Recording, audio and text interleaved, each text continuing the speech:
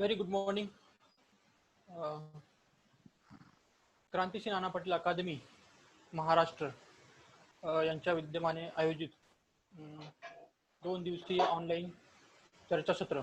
या चर्चासत्रामध्ये आपल्या सर्वांचं मी स्वागत करतो. आणि आजच्या चर्चासत्राचे जे मुख्य चर्चक आहेत प्राध्यापक प्रमोद कुमार बागडे सर, यांचंही मी स्वागत करतो. दुसऱ्या चर्चक आहेत त्या थोड्याच वेळात आपल्याशी जोडल्या जातील.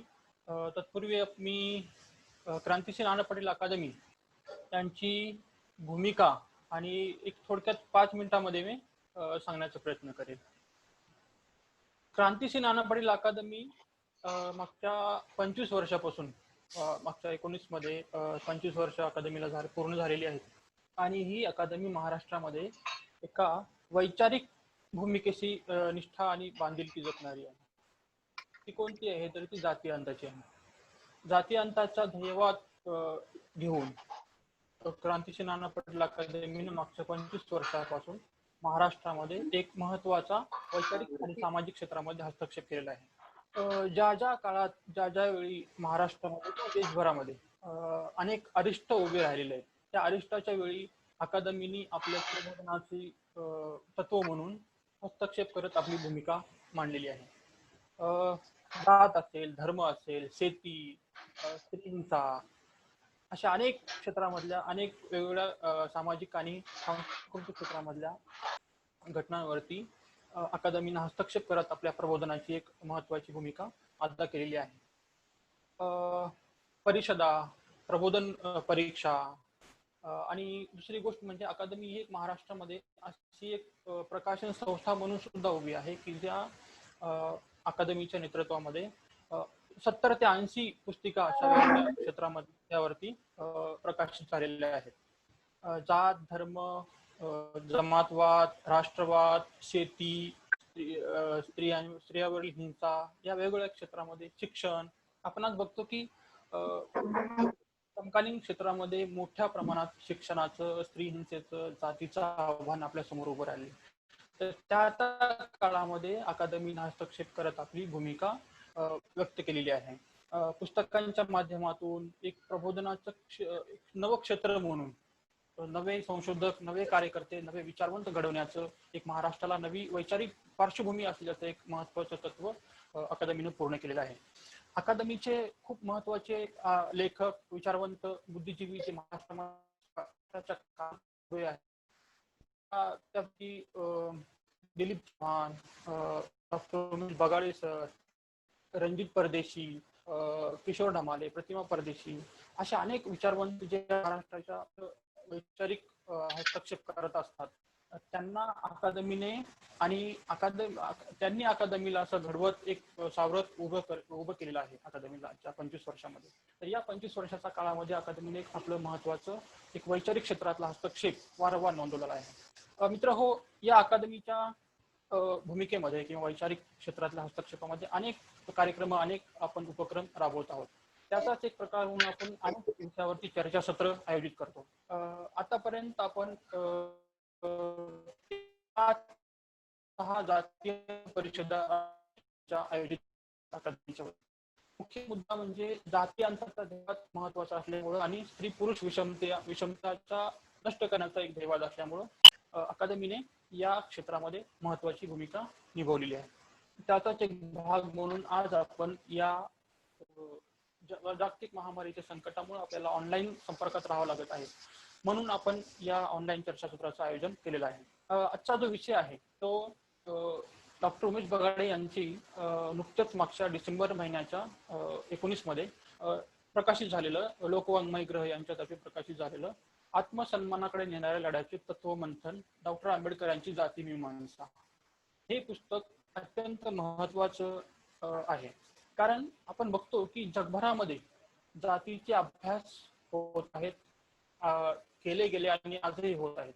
महाराष्ट्रामध्ये, देशभरामध्ये आणि जगभरामध्ये वेगवेगळे विचारवंत, अकॅडमिशियन, कार्यकर्ते, बुद्धिजीवी जातीच्या अभ्यासामध्ये सर्वात मोठं योगदान राहिलेलं आहे.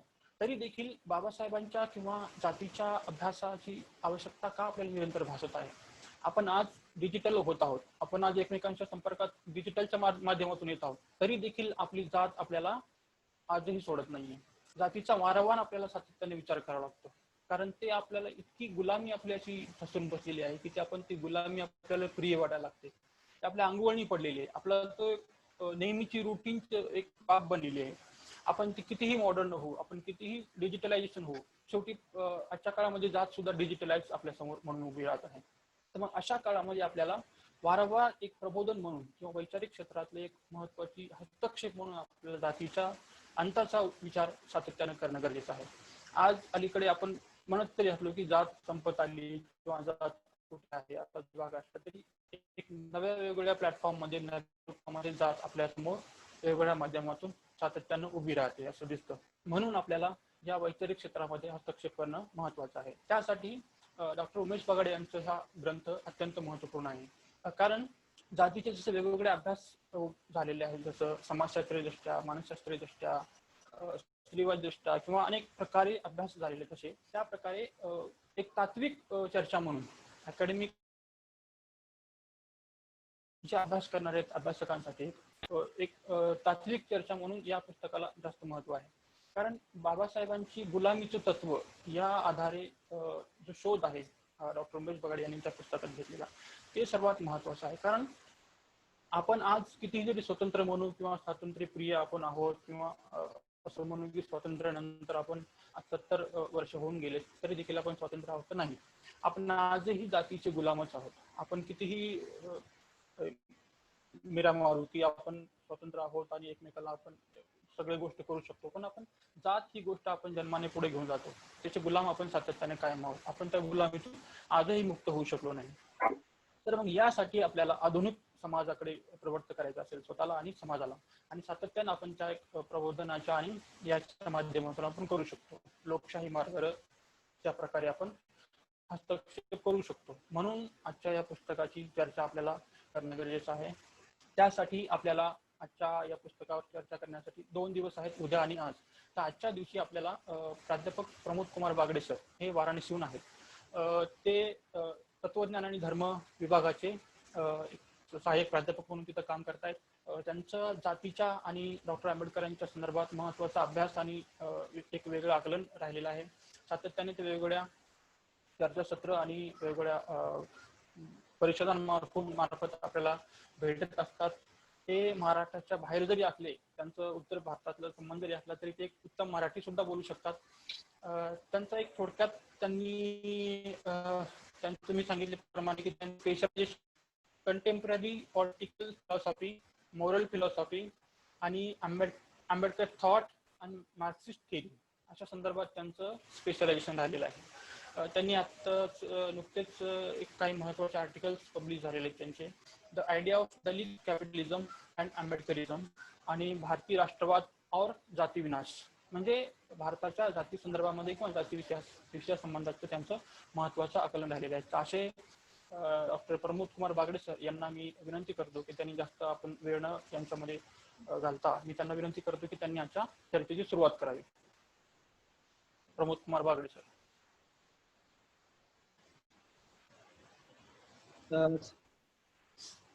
माझी आवाज येते आहे?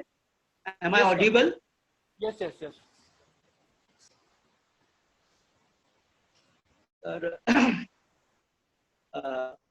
सर्वप्रथम मैं इस परिचर्चा के आयोजकों को धन्यवाद देता हूं कि उन्होंने मुझे आचार्य उमेश बगाड़े सर के इस महत्वपूर्ण ग्रंथ पर बोलने का मौका दिया.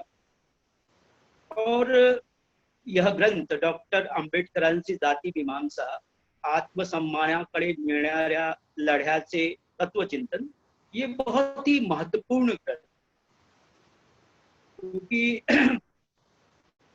ये जो आत्मसम्मान की अवधारणा है उसको फोरग्राउंड करता है कि आत्मसम्मान की यह जो नैतिक श्रेणी है, ये मॉरल कैटेगरी है सेल्फ रिस्पेक्ट की, उसके ऊपर फिलोसॉफिकली रिफ्लेक्ट करते हुए, दार्शनिक ढंग से चर्चा करते हुए जाति की मीमांसा जो डॉक्टर आम्बेडकर ने प्रस्तुत की है, वो किस प्रकार एक आत्मसम्मान के पुनर्प्राप्ति की लड़ाई है, इस बात को रेखांकित करता है। और यह ग्रंथ इस अर्थ में भी बहुत महत्वपूर्ण है कि अब तक डॉक्टर अंबेडकर के जाति चिंतन पर जितने विचार हुए हैं वे तो या समाजशास्त्री ढंग से विचार हुए हैं, या अर्थशास्त्री ढंग से विचार हुए हैं, या मानव शास्त्री ढंग से विचार। But I think this is the first attempt to look at Ambedkar's theory of caste from philosophical and particularly ethical perspective. Doctor Ambedkar की जाति मीमांसा को, उनके थियरी ऑफ कास्ट को एक नैतिक दृष्टिकोण से देखने का प्रयास है। तो जैसा कि आप जानते हैं कि दर्शन शास्त्र के 3 महत्वपूर्ण प्रश्न हैं। There are 3 fundamental problems of philosophy. The problem of being, या what is the reality, सत्य क्या है, सत्य क्या है, सत्य। तो ये दूसरा है the problem of knowledge, ज्ञान की समस्या, ज्ञान क्या है, ज्ञान की सीमाएं क्या है। And third question,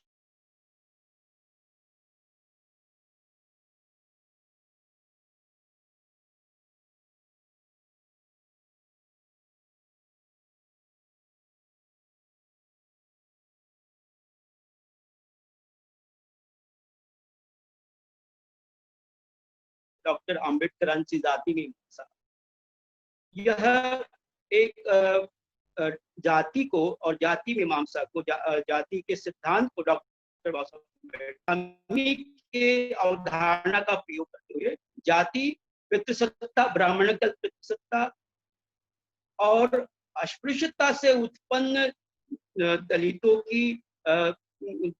की आत्महीनता, उनका जो रिडक्शन है, उनका जो ह्यूमिलिएशन है, उसको समझने के लिए जो इस अवधारणा का जो उपयोग किया है, उसके माध्यम से बगाड़े सर ने इस गुलामी की अवधारणा का प्रयोग करते हुए उसको विश्लेषित करने का प्रयास करता है। तो गुलामी की अवधारणा, उसका जो डायलेक्टिकल अपोजिट है स्वतंत्रता।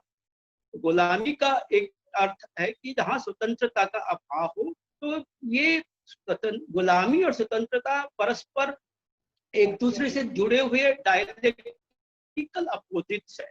और इस प्रकार के अवधारणा का प्रयोग करते हुए तो प्रोफेसर बगाड़े ये दिखाते हैं कि डॉक्टर अंबेडकर किस प्रकार गुलामी को उसके संस्थात्मक अर्थों से, गुलामी का जो एक लीगल डेफिनेशन है, गुलामी की एक जो वैधानिक अवधारणा है, जिसके अंतर्गत यह निहित है कि जो गुलाम है वह स्वामी की संपत्ति है और स्वामी गुलाम को मनमाने ढंग से अपने वो जिस तरह का है उसको डिस्पोज ऑफ कर सकता है। तो this is the institutional definition of slavery. But in order to theorize about the Dalit experience and the caste servitude, Dr. Ambedkar unmoors this concept of slavery from its historical surroundings. गुलामी का जो एक ऐतिहासिक परिप्रेक्ष्य है कि गुलामी एक विशेष ऐतिहासिक काल में पैदा होती है, और तो उसको उसके ऐतिहासिक संदर्भ से काटकर उसको एक सार्वभौमिक, एक यूनिवर्सल कैटेगरी के रूप में देखना डॉक्टर अंबेडकर उसको उपयोग करते हैं कि ये गुलामी का जो इंस्टीट्यूशनल और वैधानिक अर्थ है उसको ब्रैकेट करते हुए, उसको एक तरफ रखते हुए उसका जो मेटाफोरिकल सेंस है, और प्लेटो ने जो गुलामी की परिभाषा दी, गुलाम की परिभाषा दी है कि गुलाम वह है जो अपने जीवन और व्यवहार के प्रयोजनों को अन्य से प्राप्त करता है। Slave is someone who receives the purposes of his life and conduct from the other. So this is the classical definition of slavery as propounded by Plato in his Republic. तो बाबा साहब अम्बेडकर इस परिभाषा का उपयोग करते हैं कि गुलाम वह है जो अपने उद्देश्य को अपने जीवन के उद्देश्यों को और अपने जीवन के व्यवहार के उद्देश्य को दूसरों से ग्रहण करता है। तो इस प्रकार की ये जो एथिकल जो परिभाषा, जो गुलामी की, दासता की जो नैतिक परिभाषा है, उस परिभाषा का उपयोग करते हैं। और इस प्रकार बगाड़े सर ये दिखाते हैं कि जो महार वतन है, जो भारतीय जाति सामंतवाद का एक विशिष्ट रूप है, पश्चिम महाराष्ट्र में जो महार वतन, जो कि दलितों की गुलामी का प्रतीक है, और यह महार वतन दलितों को एक ऐसे कलंकित श्रम को करने के लिए बाध्य करता है, जो गंदा। तो यहाँ पर प्रोफेसर बगाड़े ये दिखाते हैं कि किस प्रकार महार वतन एक विशेष प्रकार की गुलामी को पैदा करता है, जिसमें जो अस्पृश्य है वह न केवल गांव का नौकर है, बल्कि गांव के साथ साथ जो पूरा जो कॉलोनियल स्टेट है, जो औपनिवेशिक राज्य है, उसका भी नौकर करता है। तो इस प्रकार की दूसरी दोहरी गुलामी है। एक तो गुलामी है जो सवर्ण गांव के जो सवर्ण लोग हैं उनकी गुलामी करता है, और उसके साथ साथ जो औपनिवेशिक राज्य के जो काम है, और इस काम का जो इन्यूमरेशन है वो कोई निश्चित नहीं, सो बलूत के रूप में बलूत है, जो उसका रिन्यूएशन है उसकी कोई अवधारणा नहीं। और राज्य भी, कॉलोनियल स्टेट भी इसको गांव के ऊपर छोड़ देता है कि गांव अपनी मर्जी से जितना चाहे और जिस प्रकार से चाहे वो अस्पृश्यों को, वतनदार महारों को उसका मुबदला उसको दे। तो ये जो गुलामी है, तो ये जो कलंकित श्रम, स्टिग्मेटाइज लेबर है, तो ये जो जाति सामंतवाद जिस प्रकार, और इसमें इस शोषण में जो धर्म की भूमिका है, उस भूमिका को भी बगाड़े सर स्पष्ट करते हैं। और ये जो स्टिग्मेटाइज लेबर है, जो एक कलंकित श्रम है, वह दलितों में किस प्रकार स्वयं के प्रति एक घृणा का संचार करता है, उसको कैसे उनको डिह्यूमनाइज करता है। तो ये जो नॉन वॉलंटरी लेबर है, जो सामंतवाद एक ऐसी उत्पादन पद्धति है जिसमें श्रम स्वतंत्र नहीं होता, तो ये जो विशिष्ट ब्राह्मणवादी सामंतवाद की जो विशेषता है, तो ये प्रोफेसर बगाड़े सर ये दिखाते हैं कि ये डॉक्टर अंबेडकर ये चाहते हैं कि ये जो फोर्स्ड लेबर है, ये जो बलात् श्रम है, जो कि श्रमिक की इच्छा पर इच्छा स्वतंत्र पर आधारित नहीं है, तो उसके डॉक्टर अंबेडकर चाहते हैं कि इस श्रम के शुरू को कैसे बदला जाए, उसको कैसे फ्रॉम स्टेटस टू कॉन्ट्रैक्ट, जो पूंजीवादी व्यवस्था में श्रम की स्वतंत्रता पूंजीवादी व्यवस्था का एक लक्षण है। तो प्रोफेसर बगाड़े सर ये दिखाते हैं कि डॉक्टर अंबेडकर ये चाहते थे कि जो अस्पृश्य है वो अपने परंपरागत धर्म निर्धारित श्रम, जो कि उनका अवमूल्यन करता है, उनको डिह्यूमनाइज करता है, उनको एलिएनेट करता है, और this kind of labour makes untouchables hate themselves. So this gendered self-hatred. तो इस प्रकार के डिह्यूमनाइजिंग लेबर को छोड़कर एक डॉक्टर अंबेडकर चाहते हैं कि जो दलित है वो एक मॉडर्न प्रोलेटेरिएट में नए प्रकार के वर्गीय संबंध में किस प्रकार अपने आप को बदले। तो जो वर्गीय श्रम है, जब वो अपनी इच्छा से श्रम करेगा तो उसमें वो the Dalit laborer can take pride in that modern kind of labor. उस नए प्रकार के श्रम में वह उसमें गर्व कर सकता है। तो और इसके कारण उसमें एक स्वाभिमान की भावना का संचार होगा। तो इस प्रकार ये अपने प्रथम अध्याय में ये गुलामी की अवधारणा में निहित जो उसके तत्व है, उसमें जो निहित नैतिक सिद्धांत है, उसको वो उजागर करते हैं। और उसके बाद में प्रोफेसर बगाड़े सर ये दिखाते हैं कि ये जो जाति व्यवस्था है और अस्पृश्यता है, उसकी जड़ें कैसे धर्म में बुद्धि हुई है, उसको कैसे धार्मिक लेजिटिमेसी प्राप्त है, और इस उसकी धर्माधिष्ठता को जाति, अस्पृश्यता और पितृसत्ता के जो सोपान हैं उसको वो किस प्रकार they are rooted in Hindu religion. So in order to demonstrate the religious rootedness of untouchability, caste and patriarchy, he takes recourse to the analysis of the philosophy of Durkheim. तो जो समाजशास्त्री दर्कहाइम के विचारों का, जिसको अम्बेडकर ने बहुत विस्तार से उनके ग्रंथ द अनटचेबल में कोट किया है, तो दर्कहाइम ने जो पवित्र और अपवित्र का भेद किया है, सैक्रेड एंड प्रोफेन, तो रिलीजन जो है दर्कहाइम की ये मान्यता है कि धर्म एक साथ सामाजिक और पवित्र होता है।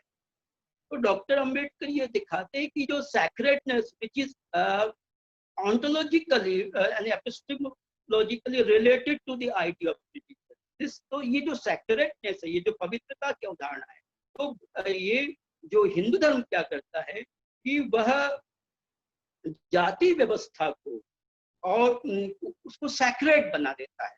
जो सोशल स्ट्रक्चर है, सभी धर्म बाकी धर्म ये मानते हैं कि सोशल स्ट्रक्चर या सामाजिक संरचना वो एक समाज के विकास की उपज है, उसको धर्म ने नहीं बनाया। लेकिन हिंदू धर्म या जो ब्राह्मणवादी धर्म है, तो जिसका कि जो वेद प्रामाण्य को वेद को मानता है, तो वेद में जिस प्रकार की वर्ण व्यवस्था को का समर्थन किया गया है, उसको प्रतिपादित किया गया है, तो जब आप उसको वेद से जोड़ देते तो जो वेद का सैक्रेडनेस है, उसकी जो पवित्रता की अवधारणा है, that gets transform to social structure, कि जो जाति व्यवस्था है और उस पर आधारित अस्पृश्यता है, वो भी एक पवित्र चीज बन जाती है। और जब कोई चीज पवित्र, उसको आप उसका पवित्रीकरण करते हैं, उसको सेक्रेलाइज करते हैं, उसका कॉन्सिक्रेशन करते हैं, पवित्रीकरण करते हैं, तो उसके खिलाफ किसी भी प्रकार की क्रांति या उसी किसी भी प्रकार का परिवर्तन उसमें संभव नहीं हो पाता है, परिवर्तन की संभावना नहीं बनती है।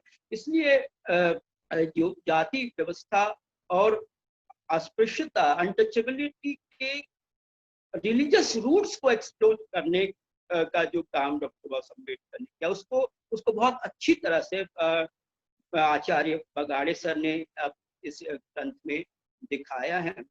उसके बाद बगाड़े सर ये दिखाना चाहते हैं, ये प्रश्न उठाते हैं कि जाति एक मानसिक अवधारणा है कि भौतिक अवधारणा है। ये उसकी अवधारणा में क्या निहित। डॉक्टर अंबेडकर की जाति संबंधी दृष्टि में वो ये दिखाते हैं कि डॉक्टर अंबेडकर के अनुसार जाति मूलतः primarily it is a notional thing, it is a mental. जैसे डॉक्टर अंबेडकर कहते हैं कि caste is not like a material object, it's not like a barbed wire or the brick of wall of brick, ये किसी दीवार की तरह नहीं जिसको हम छू सके। It is a kind of notion। ये इसलिए कास्ट, जाति उन्मूलन का प्रश्न चेतना के परिवर्तन का भी प्रश्न, it is a matter of the change of consciousness. तो जो कास्ट इज प्राइमरीली, प्रथमतया प्राथमिक रूप से डॉक्टर अंबेडकर के अनुसार जाति एक मानसिक, लेकिन वह केवल मानसिक नहीं है बल्कि वह भौतिक भी है। और जाति के जो जाति पर आधारित जिस प्रकार का श्रम विभाजन बनता है, जाति जिस प्रकार की उत्पादन और विनिमय की प्रणाली को जन्म देती, तो वो उसका भी वह भी धर्म के द्वारा निर्धारित होता है।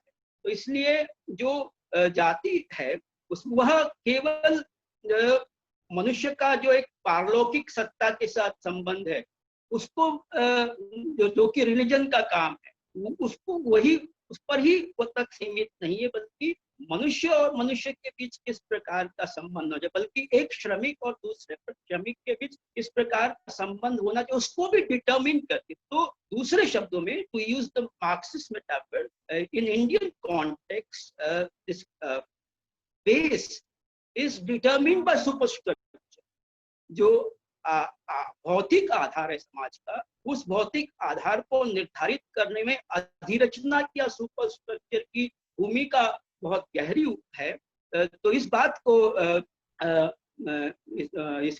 इस अध्याय में आचार्य बगाड़े सर ये दिखाते हैं कि डॉक्टर अंबेडकर के अनुसार कास्ट मूलतः प्राइमरीली वह मानसिक है, लेकिन इसका मतलब नहीं कि उसका कोई भौतिक पक्ष नहीं है। Doctor Ambedkar is extremely alive to the economic aspect of caste, the kind of mode of production it gives rise to, किस प्रकार के उत्पादन और इस प्रकार उसकी जो आर्थिक संरचना है, जाति जिस प्रकार की आर्थिक संरचना को जन्म देती है, उसके प्रति डॉक्टर अंबेडकर बहुत जागरूक है।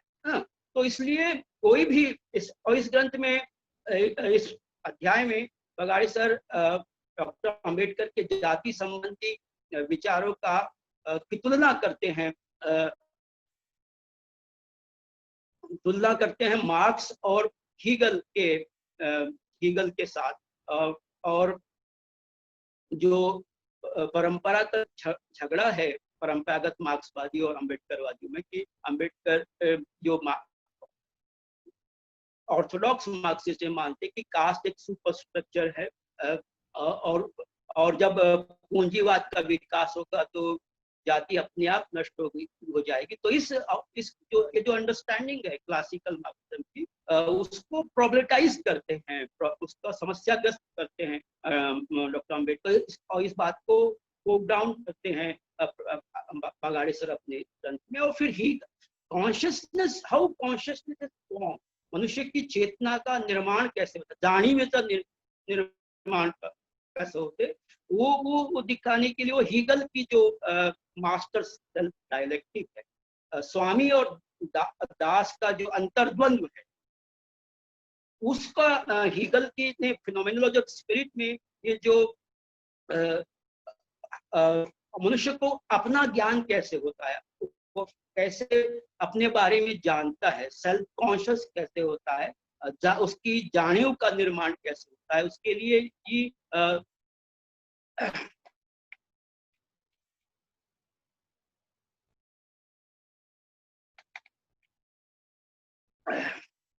उसके लिए उन्होंने हीगल के ये this is contribution by Bagaड़ी sir has given a philosophical heft to this problem of the relationship between self and master। तो किस प्रकार चेतना का, तो हीगल ये कहते हैं कि जो सेल्फ कॉन्शियसनेस है, अपने होने की चेतना अन्य पर आधारित होती है। मैं कौन हूं, मैं क्या हूं, इस मैं अपने आप को क्या समझता हूँ, इसके लिए अन्य का होना, जो अदर है उसका होना है। अन्य व्यक्ति जब तक मुझे मान्यता नहीं देता है, यदि मैं ये समझता हूँ कि मैं बहुत प्रतिभावान, लेकिन जब तक जो अन्य व्यक्ति इसको रिकॉग्नाइज नहीं करता, आई एम टैलेंटेड, मेरिटोरियस, तब तक आत्मचेतना का निर्माण नहीं होता, आत्म ज्ञान नहीं होता। तो इस प्रकार ये हीगल ये दिखाते हैं कि जो स्वामी और दास का संबंध, तो एक निरंतर संघर्ष का संबंध, स्वामी दास से रिकॉग्निशन पाना चाहता है और दास स्वामी से रिकॉग्निशन पाना चाहता है। तो ये जो this is a relationship based on perpetual conflict, there is a perpetual conflict between the slave and the master, and this conflict is called the recognition। तो ये जो संघर्ष है हीगल के अनुसार, वो केवल मृत्यु में जाकर ही समाप्त हो सकता है। जब कोई एक दास और स्वामी में से एक की मृत्यु हो जाएगी, तभी ये जो संघर्ष है वह समाप्त होगा। तो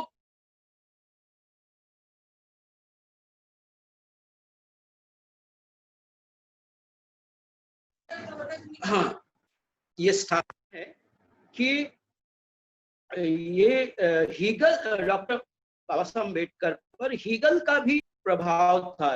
यद्यपि डॉक्टर अम्बेडकर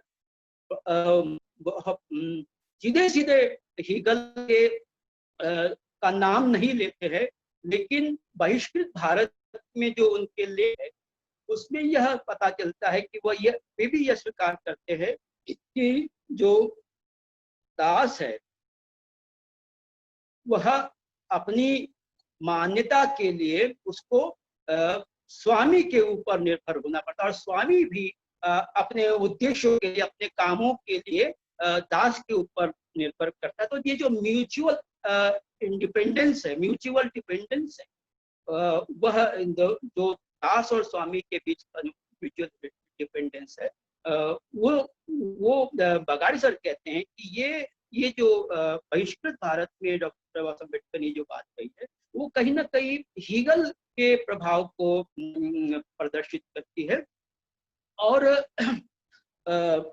बगाड़ी सर ये भी कहते हैं कि बाबा Saheb Ambedkar was a disciple of John Dewey, and once upon a time John Dewey was influenced by neo-Hegelianism. Hegelian एक और था जॉन डीवी के दार्शनिक विकास में, जिसमें कि वह हीगल से प्रभावित थे, और गुड नामक एक दार्शनिक के ग्रंथ का हवाला देते हुए बगाड़े सर ये स्थापित करते हैं कि ये नहीं कहा जा सकता कि whether John Dewey ever outgrew his Hegelian influence. Hegel का जो प्रभाव था उससे जॉन डीवी सर्वथा मुक्त हुए थे या नहीं, ये कहना बड़ा मुश्किल है। लेकिन मैं एक दर्शन के विद्यार्थी के रूप में ये कहना चाहता हूँ कि और I teach John Dewey in my classes कि यद्यपि जॉन डीवी एक समय में नव्य हीगलवाद के प्रभाव में थे, और इस नव्य हीगलवाद के प्रभाव को ही आउटग्रोज दिस इन्फ्लुएंस, और वह फिर पूर्णतः प्रैग्मेटिस्ट या अर्थ क्रियावादी, इसको और उपयोगितावादी भी उसका अनुवाद किया, प्रैग्मेटिस्ट बन जाते हैं। तो हीगल का जो पूरा दर्शन है और pragmatist का दर्शन है, they are diametrically opposite. If you are a pragmatist, then you cannot be Hegelian. उसमें दोनों की दार्शनिक मान्यताओं में मूलभूत खाई है।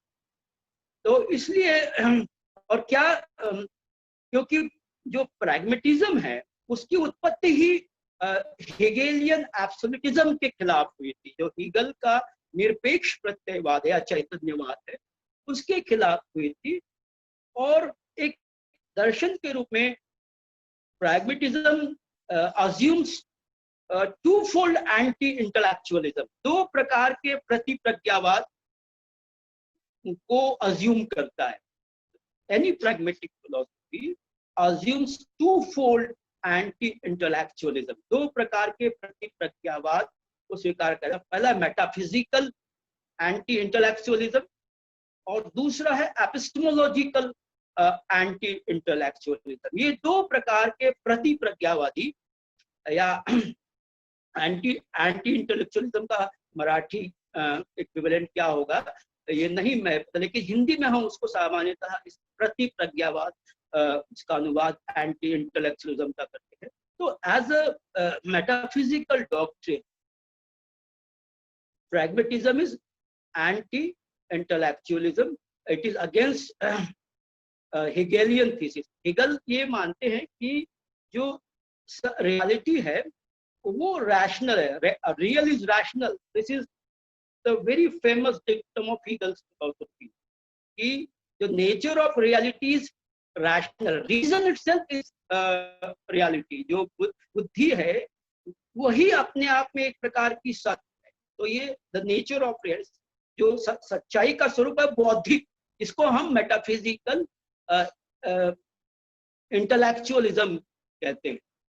तो जो प्रैग्मेटिज्म है, प्रैग्मेटिज्म की जो मेटाफिजिक्स है उसको डिनाई करती है, उसका वो खंडन करती है कि जो यथार्थ का स्वरूप अनिवार्यतः बौद्धिक नहीं है। It's not necessarily, reality is not intellectual.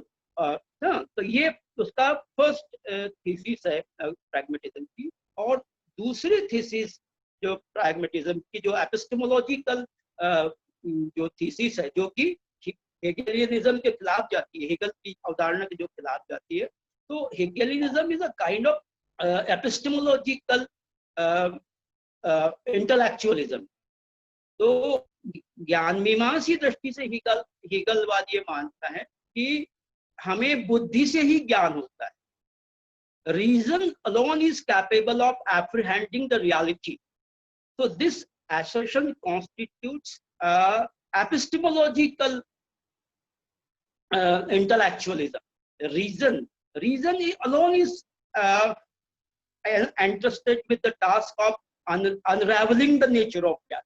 तो ये जो ज्ञान मीमांसी प्रज्ञावाद है, उसके खिलाफ जो प्रैग्मेटिज्म है वो ये मानता है कि जो जिसको हम बुद्धि कहते हैं वो एक केवल एक जो जैविक विकास का परिणाम।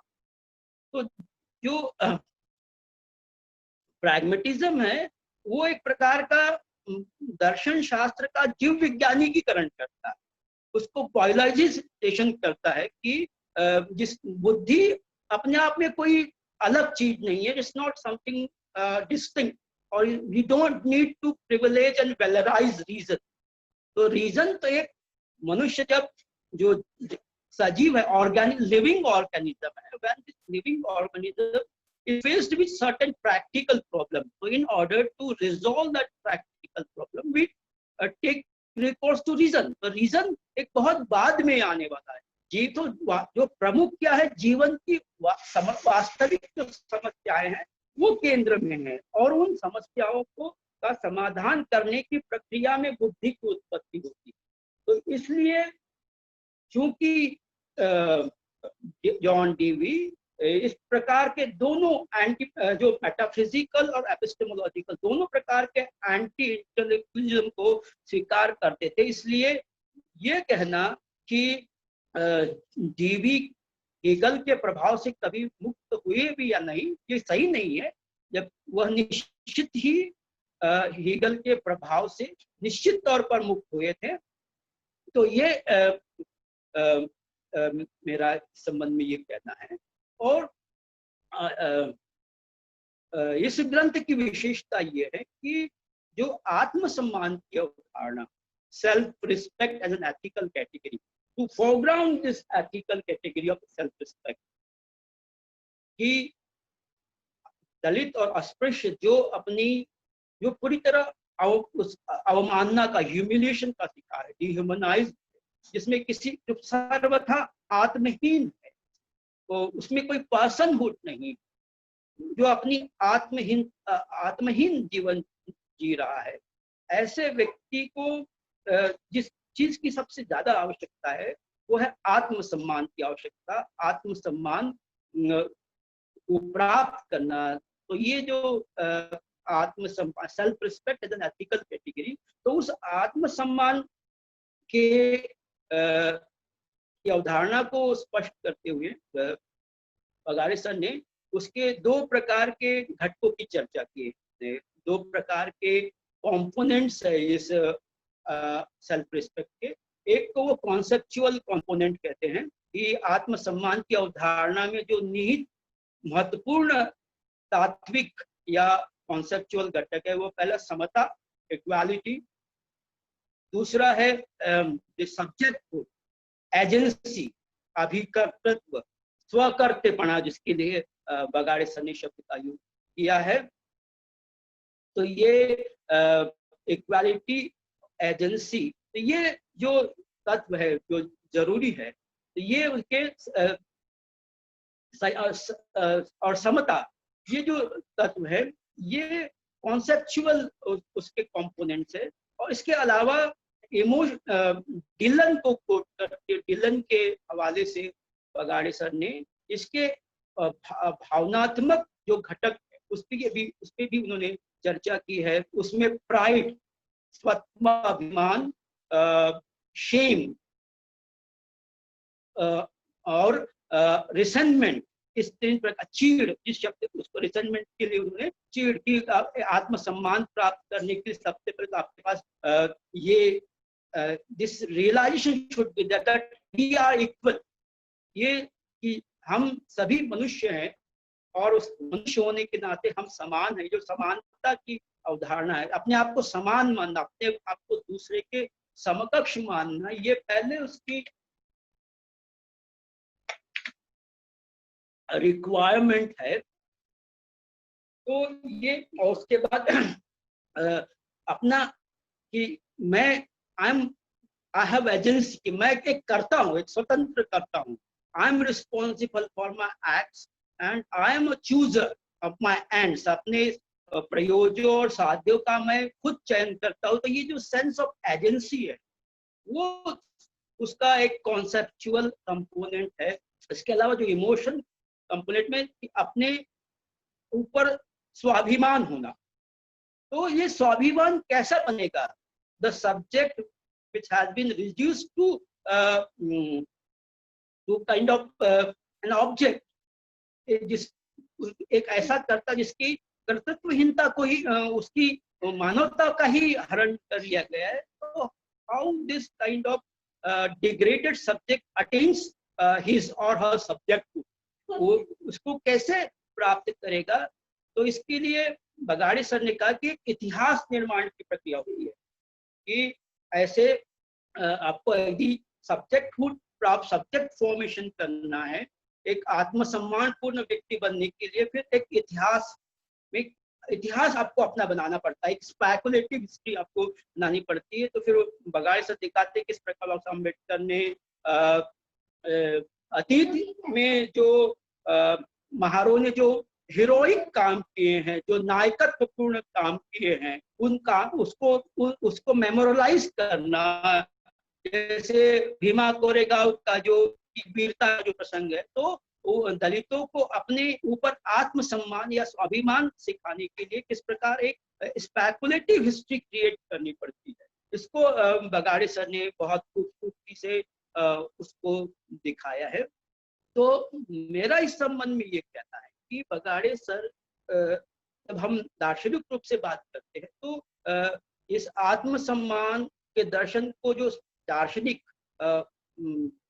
बहुत अच्छी तरह से, या जिसका वो मुख्य प्रतिपाद्य है, इमैनुअल कांट के विचारों को भी इस किताब में particularly when he discusses the idea of self-respect, he should have used the philosophy of Immanuel Kant. Immanuel Kant एक बहुत महत्वपूर्ण आधुनिकता के दार्शनिक है और समता और मानवीय गरिमा, ह्यूमन डिग्निटी और इक्वालिटी के प्रश्न को दार्शनिक स्तर पर और उसके उनके नैतिक दर्शन में जिस प्रकार से उन्होंने उभारा है वो अनकम्पेरेबल है। तो इमैनुअल कांट ने नैतिक दर्शन पे जो सर्वाधिक महत्वपूर्ण ग्रंथ लिखा है वो है the ground work of metaphysics of moral. इस ग्रंथ में वह मनुष्य की गरिमा की बात करते हैं कि मनुष्य में एक इंट्रिंसिक वैल्यू है, एक अंतर्निहित मूल्य मनुष्य। तो कांट ये कहते हैं कि जो बात मनुष्य को मनुष्यतर प्राणियों से अलग करती वो है मनुष्य का तर्क, बुद्धि और स्वतंत्रता से परिपूर्ण होना। Humans are possessor of reason and freedom, and this position of reason and freedom are something that distinguishes them from non humans. तो ये जो मनुष्यता का व्यावर्तक लक्षण है, उसका तर्क, बुद्धि से संपन्न और स्वतंत्रता से संपन्न होना, ये कांट अपने ग्रंथ ग्राउंडवर्क्स ऑफ मेटाफिजिक्स ऑफ मॉरल्स में ये मनुष्य की अउल्लंघनीय गरिमा को स्थापित करने के लिए जो उन्होंने कैटेगोरिकल इम्पेरेटिव इस अवधारणा का प्रयोग किया है। तो इस अवधारणा में एक सूत्र है, the formula of kingdom of ends. तो इस साध्यों के साम्राज्य के सूत्र में वो कहते हैं कि ये जो कैटेगोरिकल इंपेरेटिव है कि so act as to treat humanity in yourself or in the self of others as always as an end and never as means, कि अपनी आत्म में और दूसरी की आत्मा में निहित मानवता को हमेशा साध्य के रूप में प्रयोग करो, साधन के रूप में नहीं।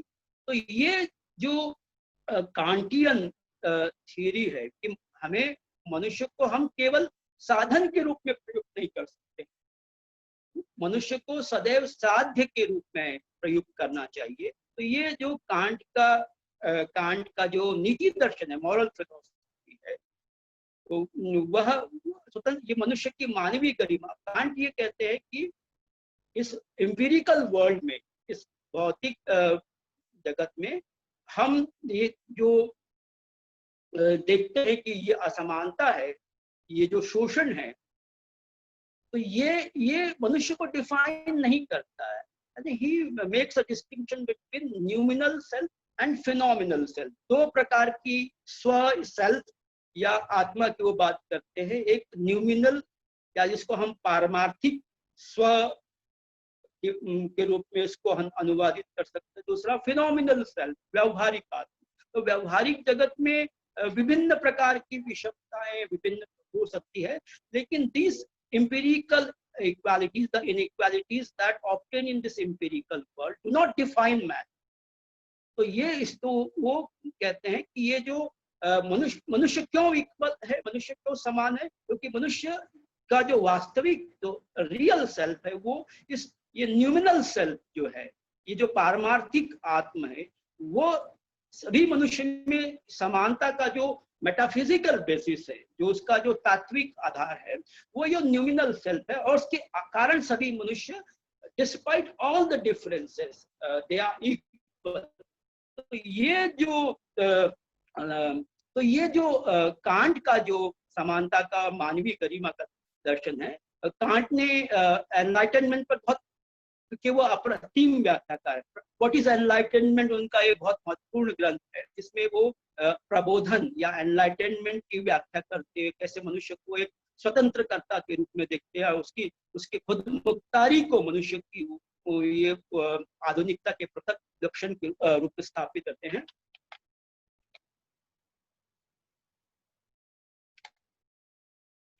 तो मैं जब चाहूंगा कि बगाड़े सर जब उसका नया संस्करण निकाले तो कांट के इस नैतिक चिंतन को भी उसमें जोड़े तो एक बहुत महत्वपूर्ण उपलब्धि होगी।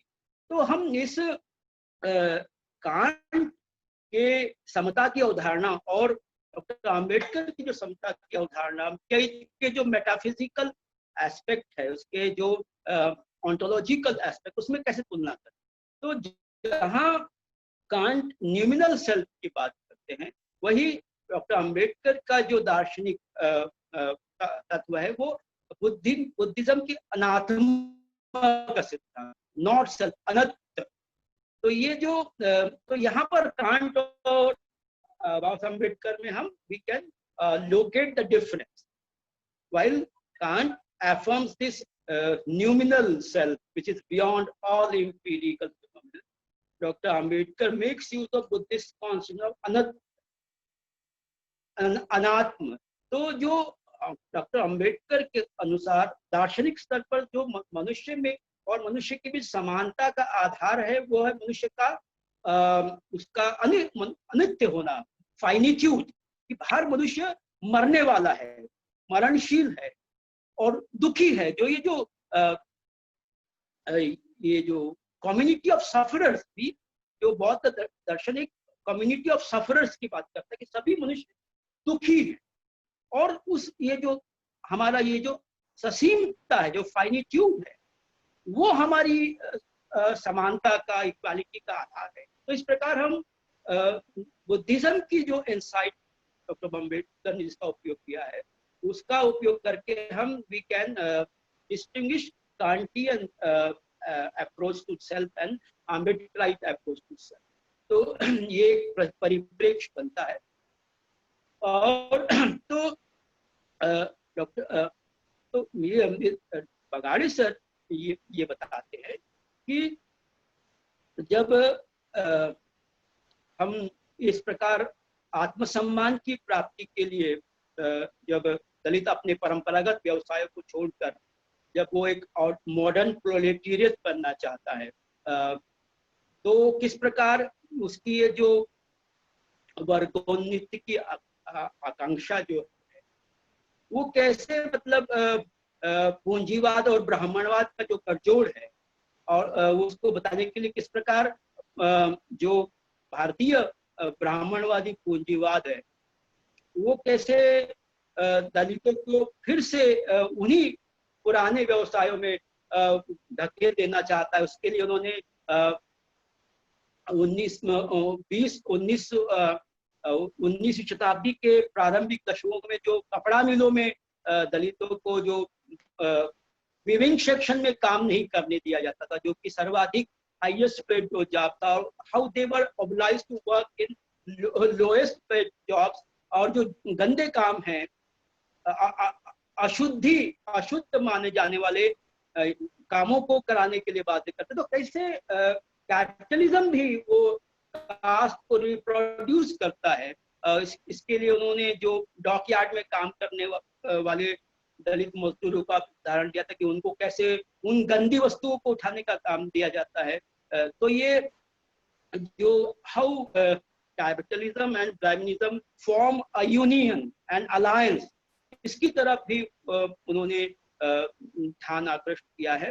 और वो ये बताते हैं अपने ग्रंथ के अंत में कि जाति व्यवस्था के उन्मूलन के लिए और अस्पृश्यता उन्मूलन के और to reclaim the self dignity and self respect what is required. तो क्या जरूरी है कि हम कास्ट की जो आइडियोलॉजी है, कास्ट की जो पॉल्यूशन प्योरिटी और ग्रेडेड इनइक्वालिटी की जो आइडियोलॉजी है उसको खत्म करने के लिए बुद्धिज्म की जो मैत्री का कॉन्सेप्ट है या फ्रेटर्निटी, बाबा साहब ने पहले फ्रेटर्निटी शब्द का प्रयोग किया था, लेकिन बाद में फिर वो मैत्री के कॉन्सेप्ट को यूज करते हैं विच इज मोर इंक्लूसिव। और जो फ्रेटर्निटी के कॉन्सेप्ट में जो पैट्रियार्कल टून है, भ्रातृत्व मतलब फिर बहन का भी, तो ये जो पैट्रियार्कल जो ओवरटोन्स है उसको दूर करने के लिए वो मैत्री शब्द से इसको रिप्लेस करते हैं। तो ये जो आइडियोलॉजी है, कास्ट की जो सुपर स्ट्रक्चर है, उससे लड़ने के लिए वो ये प्रपोज करते हैं बुद्धिज्म।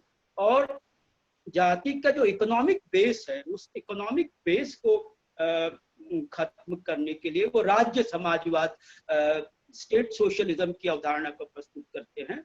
और इसके साथ साथ डेमोक्रेसी, एक ऐसा लोकतंत्र जिसमें व्यक्तिगत स्वाधीनता और सामूहिक स्वाधीनता के बीच एक समन्वय हो। तो इस प्रकार ये डॉक्टर अम्बेडकर किस प्रकार एक जाति उन्मूलन की डेमोक्रेटिक बुर्जुआ रेवोल्यूशन के विचारक है, उसको ये दिखाते हैं और बहुत खूबसूरती से अपने इस विचार को सामने रखते हैं। और यह अत्यंत महत्वपूर्ण ग्रंथ है और मैं प्रोफेसर बगाड़े सर को बधाई देता हूँ कि उन्होंने इतना महत्वपूर्ण ग्रंथ लिखा। और मेरी ये मान्यता है कि दुनिया में जो महान ग्रंथ रहे वो छोटे ग्रंथ रहे हैं, चाहे कम्युनिस्ट मैनिफेस्टो को लीजिए, चाहे एनालिसिस ऑफ कास्ट को लीजिए, चाहे हिंद स्वराज को लीजिए, जो महान क्रांतिकारी ग्रंथ हैं वो हमेशा छोटे रहे हैं।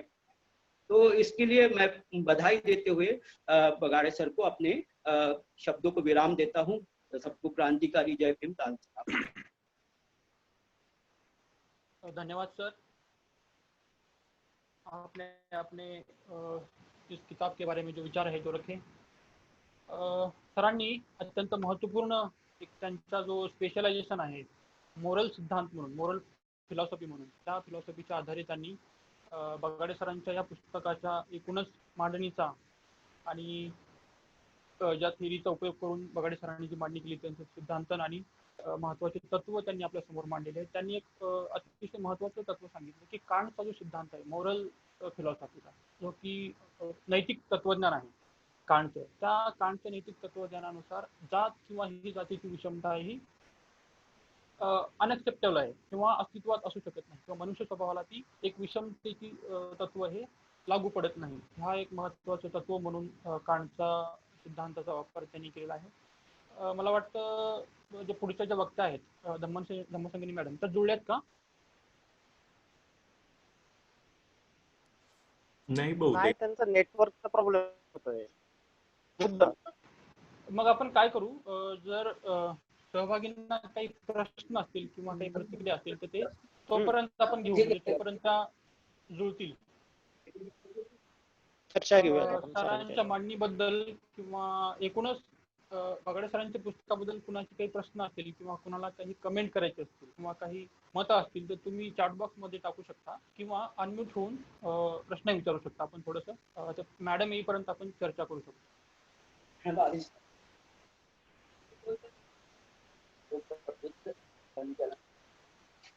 हॅलो,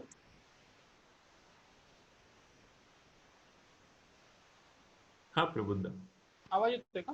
हो हो आवाज येतोय. ओके.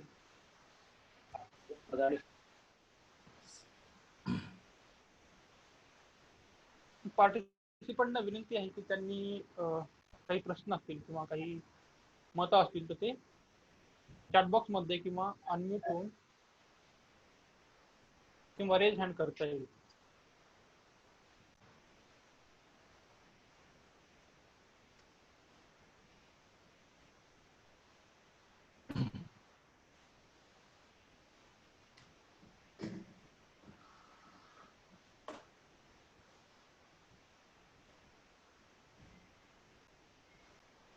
सध्या तरी दिसत नाही आहे काही चॅटबॉक्स मध्ये पण प्रश्न नाही आणि सध्या राईज हँड मध्ये पण कुणाचा हात दिसत नाही आहे की ज्यांना प्रश्न विचारायचा असेल. धम्मसंगिनी मॅडमला जर जुळण्यासाठी अडचण येत असेल तर मग खुडे सर जुळले असतील तर त्यांचं घ्यायचं का, बेडसे सर? हॅलो, हा सर. हा काय म्हणता? धम्मसंगिनी मॅडमला जुळण्यासाठी वेळ असेल तर मग खुडे सरांचं घ्यायचं का? खुडे सर पण नाही जॉईन झालेत, ते त्यांचाही प्रॉब्लेम आलाय काहीतरी. बरं बरं, मग आपण वाट बघूया. आपण वाट बघूया. प्रश्न असतील, प्रश्न उत्तरांची चर्चा करूयात आपण. हो. पार्टिसिपंटना मी विनंती करतो की ही जी चर्चा आहे ती खुली आहे आणि सर्वांनी या संदर्भामध्ये आपला अभ्यास असेल किंवा आपली काही अनुभव असतील किंवा पुस्तकाच्या संदर्भामध्ये किंवा तुम्ही काही अभ्यास करत असाल त्याच्या संदर्भातली काही मतं सुद्धा आपण चर्चेला घेऊ शकतो. डॉक्टर शिवदास वावळकर आहेत, त्यांना बहुतेक बोलायचं आहे, त्यांचं मत घेऊ. ओके.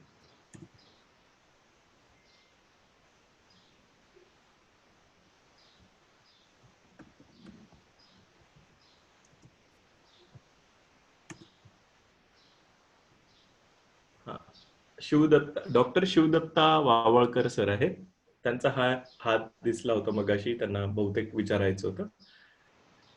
सर आवाज येतोय तुम्हाला?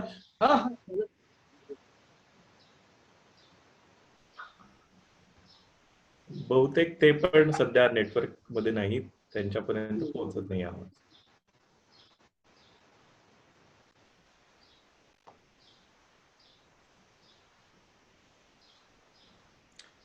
एखाद वेळी अनम्यूट मुळे पण होऊ शकते.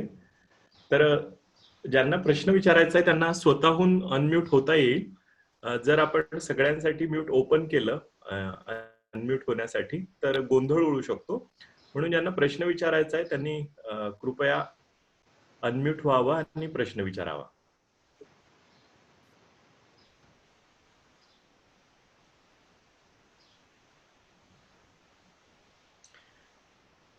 प्रबुद्ध, एक प्रश्न आहे आपल्या याच्यामध्ये चॅट बॉक्स मध्ये 2-3 प्रश्न आलेत. हा, ते घ्या मग.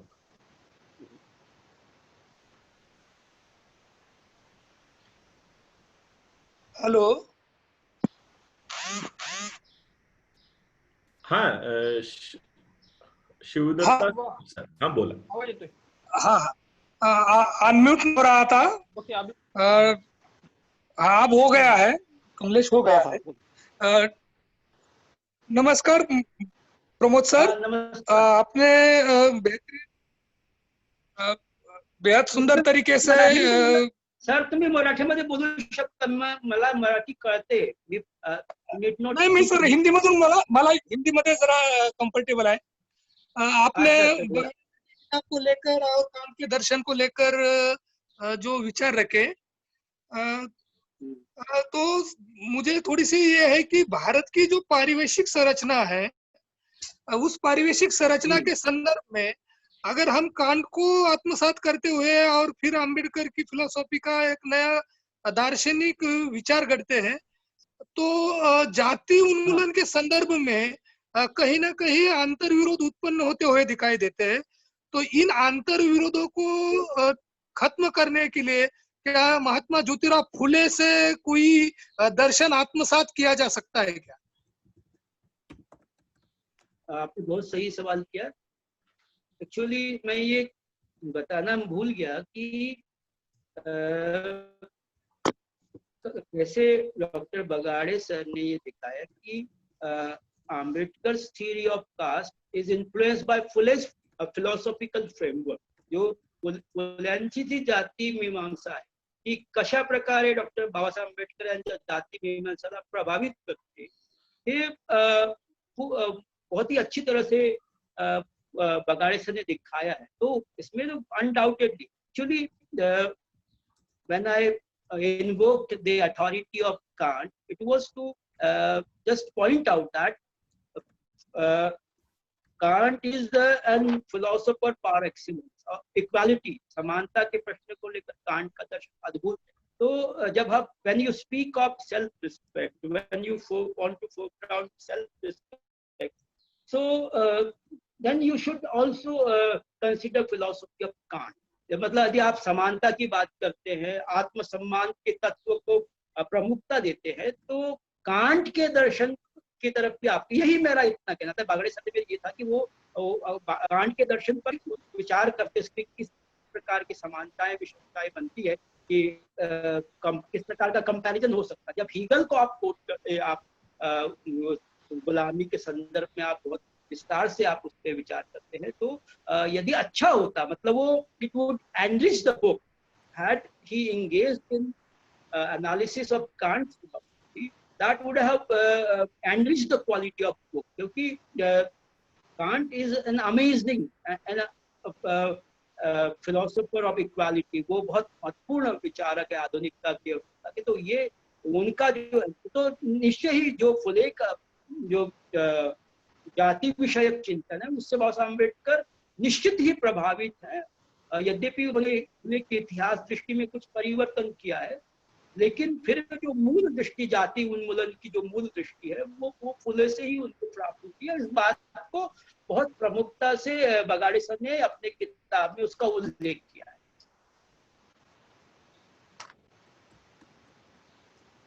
Okay, thank you, sir. What is the political difference and Hegelian? हाँ, ये there was a question, what is the difference between Dr. Ambedkar's notion of Dalit is someone whose persona is conspicuous and masters self-dialect. तो पहला तो ये है कि जो Hegel की जो मास्टर सेल्फ-डायलेक्ट वो एब्स्ट्रक्शन में होती है, that does not happen in historical circumstances. Hegel is a philosopher of speculation. तो और जबकि बाबा साहब अम्बेडकर का जो दलित है वो एक कॉन्क्रीट है ना, ऐतिहासिक परिस्थितियों में रहने वाला, जिसको कि छुआछूत और स्पृश्यता के जो का बहुत कटु अनुभव है, वो हिस्टोरिकल सब्जेक्ट। इसको बगाड़े सर ने बहुत अच्छे से दिखाया है कि जो डिफरेंस है कि जो हीगल का जो सब्जेक्ट है वो यूनिवर्सल सब्जेक्ट है, वो एब्स्ट्रैक्ट है, is not to be found in history, but Baba Ambedkar's subject is historically rooted in the conditions of inequality, humiliation and all. ठीक है, इसलिए दोनों में फर्क।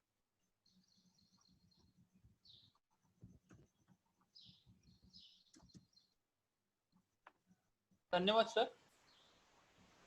एक चॅट बॉक्स मध्ये प्रश्न आहे, देवेन पीचा, डॉक्टर आंबेडकरांनी मार्क्सवादी मांडणी भारताच्या संदर्भात कशा प्रकारे केली?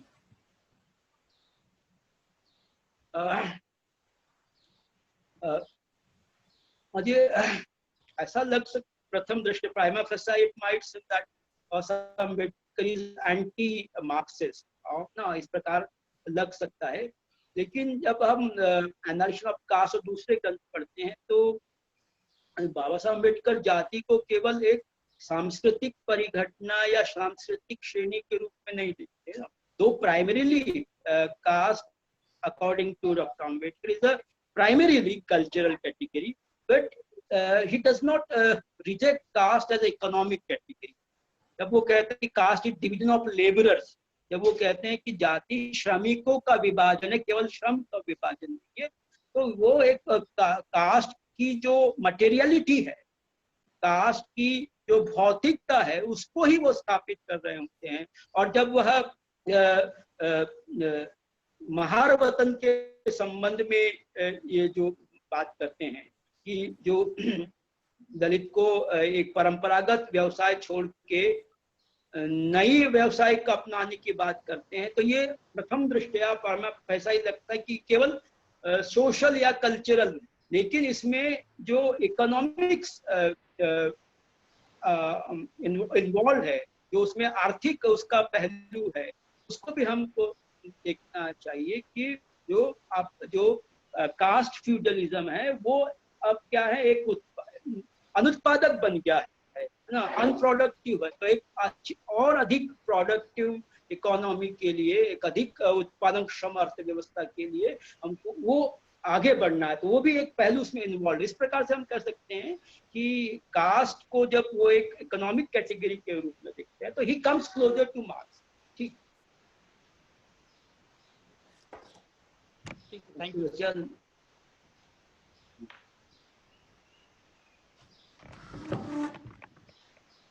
हॅलो, हाँ कमलेश। हाँ, किशोर गायकवाड सरांचा प्रश्न आहे, किशोर गायकवाड सरांना अनम्यूट करा ना।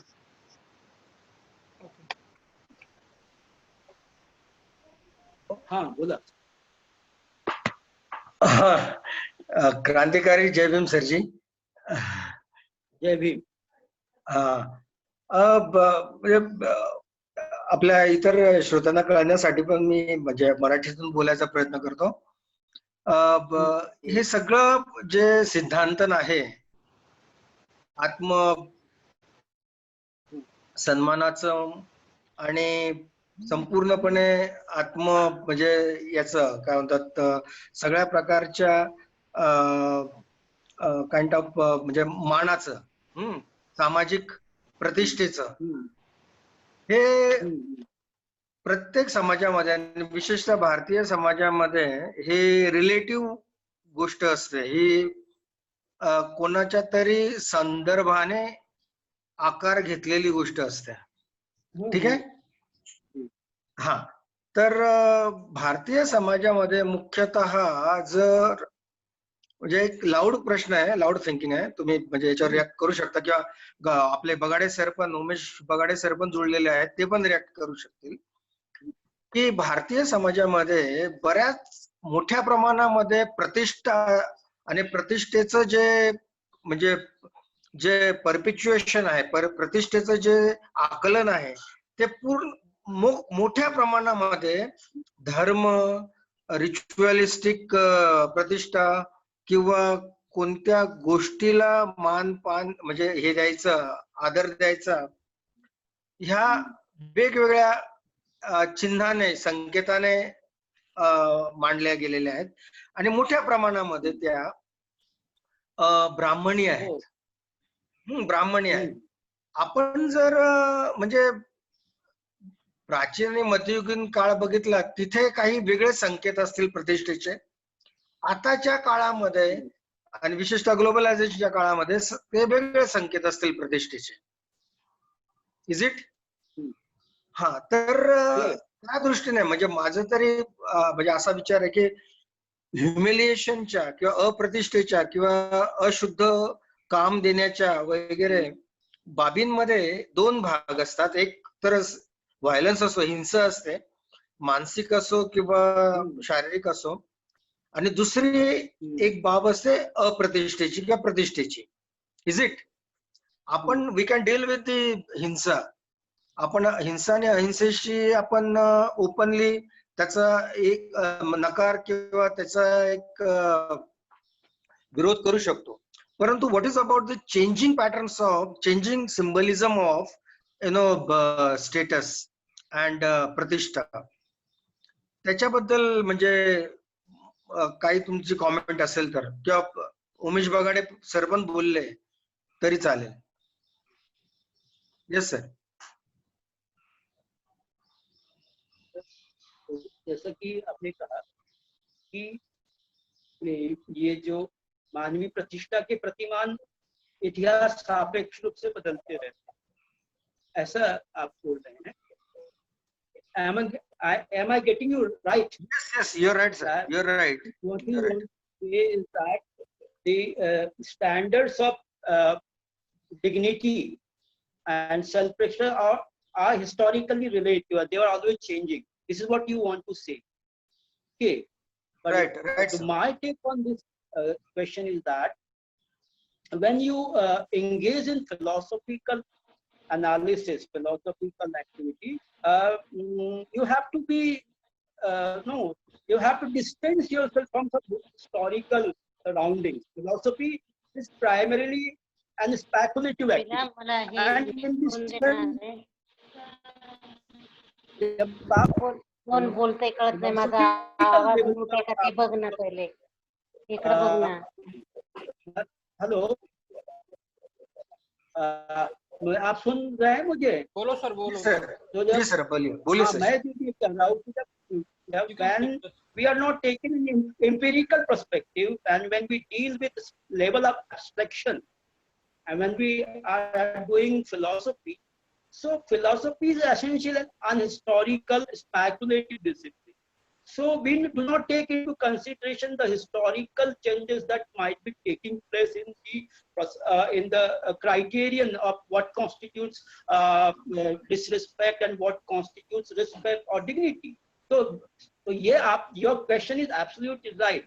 But still, despite all the differences, मतलब मनुष्य चाहे कितना भी बदल जाए, लेकिन कुछ मनुष्य की जो चीजें होती है वो कालातीत होती हैं. कुछ मनुष्य की ऐसी आवश्यकताएं होती हैं which are not reducible to historical changes. तो ये जो मनुष्य में की जो गरिमा की जो बात है, वो मुझे लगता है कि वो सदैव एक जैसी रही है. उसका जो कंटेंट में भी different, but the form of the human dignity has to remain same throughout all the historical development. The content of dignity might change, but the form remains the same. ये मेरा take इसके ऊपर है. I don't know whether how so far you agree with my submission, but this is what I feel.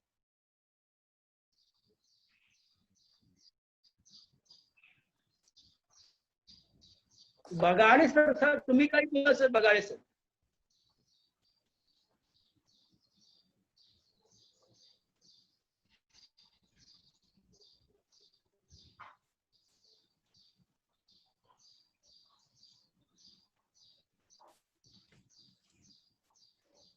हा, मला वाटतं पुढचा प्रश्न घ्यायचा का बेडसे सर? बगाडे सर बोलतायत ना वाटतं.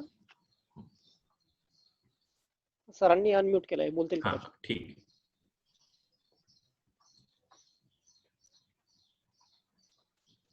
गायकवाड सरांना थोडी अनम्यूट होण्याची अडचण येत होती, त्यांना अनम्यूट करूया. बरोबर. नाही, मी ते त्याच्यासाठी अनम्यूट नव्हतो करू शकत. मला वाटलं बगाड्यांना बोलायचं आहे, त्यांना पण सेम म्हणजे अडचण असेल. प्लीज. हो, एक वेळेस बघतो. बरोबर.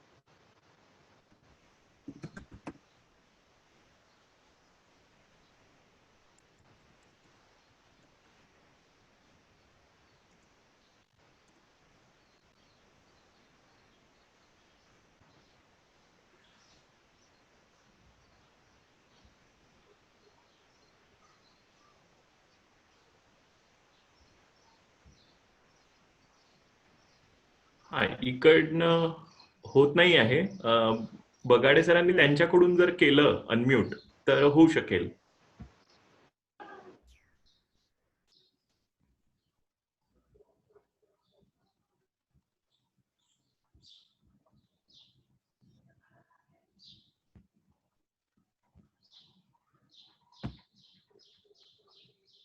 बेडसे सर.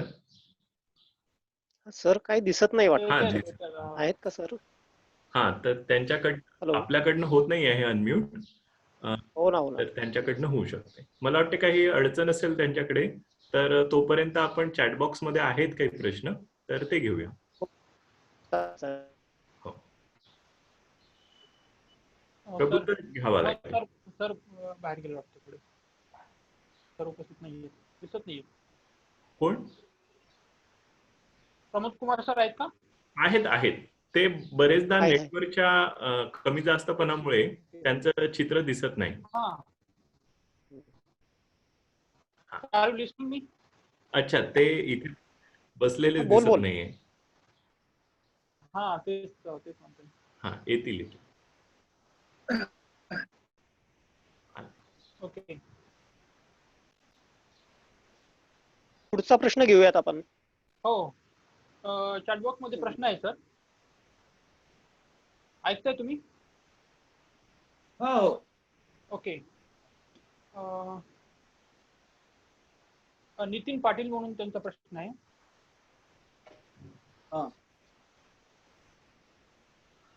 जाणीव विचारसरणी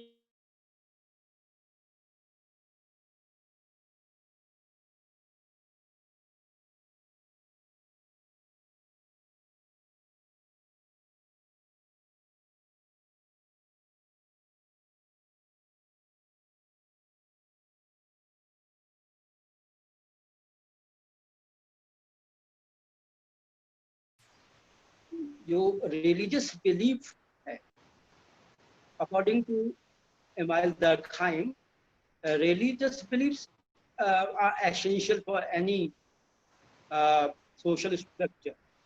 जो सामाजिक तथ्य हैं और धार्मिक तथ्य वो मनुष्य की चेतना को या जाणीव को प्रभावित करते हैं. तो ये this is the contention of दर्कहाइम.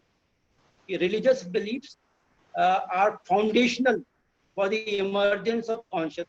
तो ये इस अर्थ में कहा. लेकिन डॉक्टर अम्बेडकर ये कहते हैं कि संपत्ति, स्टेटस और धर्म ये 3 सोर्सेस ऑफ पावर है. मतलब ये जो सत्ता के संसाधन है उसमें स्टेटस, दर्जा, संपत्ति और धर्म, और ये तीनों इंटरपेनिट्रेट करते हैं. इसी हिस्टोरिकल कॉन्टेक्स्ट में संपत्ति या मटेरियल जो स्ट्रक्चर है वो डोमिनेंट हो सकती है.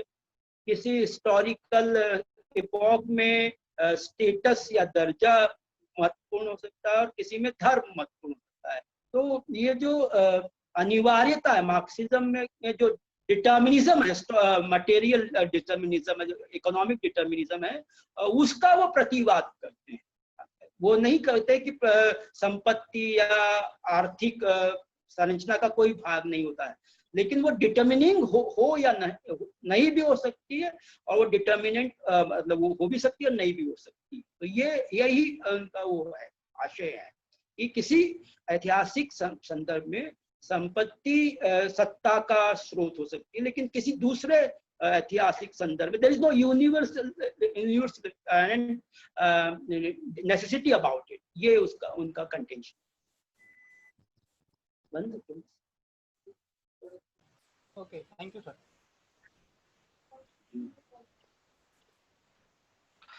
उमेश सर आलेत वाटतं परत. हा, बघूया.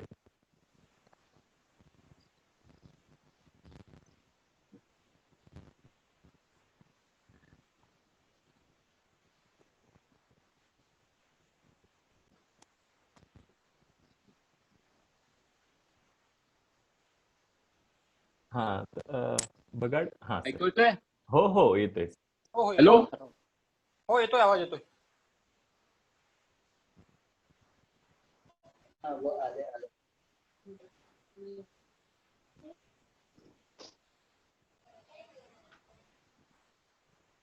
पुन्हा सर पुन्हा तिकडनं अनम्यूट व्हावं लागेल. हॅलो. हा हा बोला.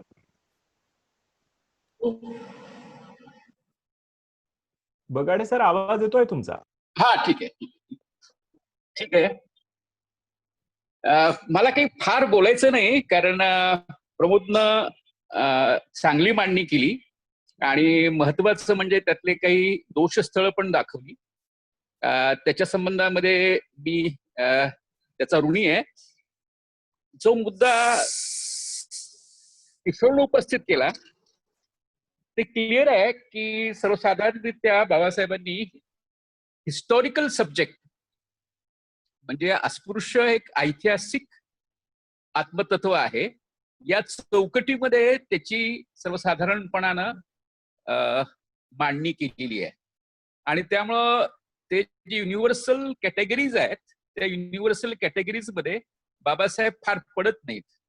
आणि जे प्रमोद सांगत होता ती गोष्ट अत्यंत बरोबर आहे कारण त्यांनी जे महत्वाचा भाषण केलेलं आहे गांधीजींना आणि रानडे त्या भाषणामध्ये त्यांनी याच नेमक्या की जे काल्पनिक आहे जे वैचारिक आहे तेच वास्तव आहे आणि जे वास्तव आहे तेच वैचारिक आहे हा जो एक आकृतीबंध सांगितला होता त्याच्यावरतीच हल्ला चढवलेला आहे. मी फक्त एवढं सांगायचा प्रयत्न करतो की हेगेलनं जे मानसशास्त्र उकलायचा प्रयत्न केला त्याच्या काही खुणा बाबासाहेबांनी स्वीकारलेल्या आहेत. पूर्ण हेगेलवाद स्वीकारला असं नाही. त्याचा मुद्दाच असा आहे की बाबासाहेब हेगेलवादाच्या विरोधात 2-3 ठिकाणी बोलले पण आहेत. जसं या ठिकाणी गांधीजींना आणि रानडे या भाषणात त्यांनी स्ट्रेट सरळ पातळीवरती हेगेलच्या विरोधात ती भूमिका घेतली. परंतु प्रामुख्यानं जे डायलेक्टिक्स आहे स्वामी दास एका अर्थानं संबंधाचं डायलेक्टिक्स आहे त्या डायलेक्टिकचा स्वीकार केलाय तो मार्क्सनं पण केलेला आहे. म्हणजे मार्क्सवरती सुद्धा या हेगेलच्या संपूर्ण डायलेक्टिकचा प्रभाव आहे आणि त्याला फक्त त्यांनी भौतिक स्वरूपामध्ये मटेरियल स्वरूपामध्ये घेतलेला आहे. तेव्हा हे आपण समजून घेणं गरजेचं आहे की या स्वरूपामध्ये त्याचा एक आंतरसंबंध आहे. आणि जी सूचना ही प्रमोदनं सांगितली त्याचा विचार करेन मी की कांटचं काय म्हणणं आहे आणि बाबासाहेब त्या संबंधात काय म्हणतात याची पण चर्चा नंतरच्या कालखंडात मी करेन. धन्यवाद.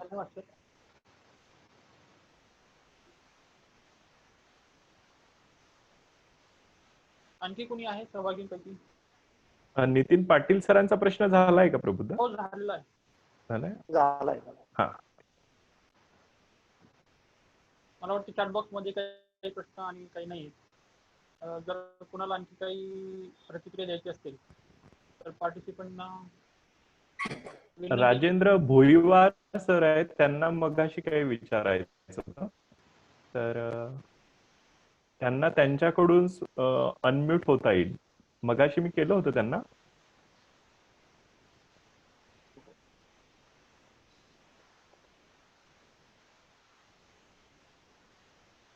हा राजेंद्र सर आवाज येतोय?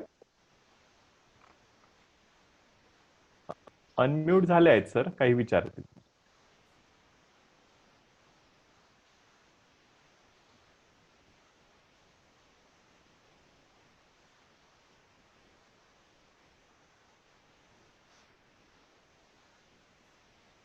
बहुतेक त्यांचा आवाज येण्याची काही अडचण आहे तसे.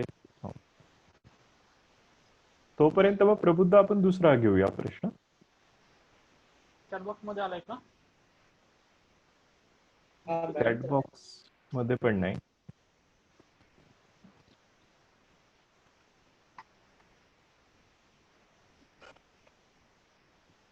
एक सुरुवातीचा प्रश्न होता फार अंकुश यांचा. हॅलो. हा सर बोला. हा बागडे सर. हा बोला. हा सुरुवातीलाच अंकुश म्हणून आहेत त्यांचा एक प्रश्न होता. त्यांचं म्हणणं आहे कि दलित समाज को जाति के बाहर लाने के लिए डॉक्टर बाबा साहेब आम्बेडकर ने अहम भूमिका निभाई है, फिर भी डॉक्टर उमेश बगाड़े सर ने जाति नष्टप्राय के बारे में मार्क्सवाद को क्यों अपनाया, असा एक प्रश्न होता त्यांचा सुरुवातीलाच होता. हा बऱ्याच लोकांच्या गैरसमजुतीमुळे किंवा अनेक याच्यामुळे निर्माण होतो, त्याच्यावर पण चर्चा झाली पाहिजे थोडी. मेरा तो ये मानना है कि एक समय में जो इंडिपेंडेंट लेबर पार्टी जब बनाई थी बाबा साहब ने, तो उसमें उसका लाल झंडा, तो उस समय वो मार्क्सिस्ट फेज था उनके जीवन, मैं पर्सनली ऐसा मानता हूँ. तो वाई भी मार्क्सवाद और अम्बेडकरवाद के बीच ये इतना हम लोग ये क्यों पैदा करते हैं. मुझे तो ये मेरा पर्सनल ये है कि we need to fuse Ambedkarism and Marxism. So I think I see nothing wrong in that. If Bagade sir has done that, then that must be welcome. I am for the alliance between alignment between Marxism and Ambedkar. Personally, you may disagree, but this is what I feel. राज्य समाजवाद बाबा साहब अम्बेडकर की जो अवधारणा है वो उनका आर्थिक की लैंड के नेशनलाइजेशन के बगैर वो कास्ट नहीं, उसका आर्थिक आधार नहीं टूट सकता, उसका इकोनॉमिक बेस, और केवल कल्चर पे लेवल पे करेंगे तो वो अधूरा रहेगा, ऐसा मैं सोचता. ये मेरा response. Okay, thank you. Vishal Thackeray यांना प्रश्न विचारायचा. विशाल, आवाज येतोय? हेलो. हाँ सर, जय भीम सर. मेरा क्वेश्चन थोड़ा सा करंट कॉन्टेक्स्ट में है. स्पेशली जब हम नॉर्थ इंडिया ये बेल्ट देखते हैं, स्पेशली जहाँ पे बहुत रिजिड और कास्ट स्ट्रक्चर है, स्पेशली गुजरात और राजस्थान, जो हॉर्स राइडिंग की मतलब जो horse riding, Dalits are riding horse and defying the, let's say, Hindu codes encoded in Dharma Shastra. So this is like one of the Sanskritized way of like to take it Srinivasian language अगर use करते हैं, so this is like upper caste is riding the horse, so this is also my right to ride the horse, मेरा भी अधिकार है. So Sanskritizing way of claiming or claiming equality, let's say. Okay, so whereas in today's context कुछ लोग ऐसा बोलते हैं कि why do we need to follow the Sanskritized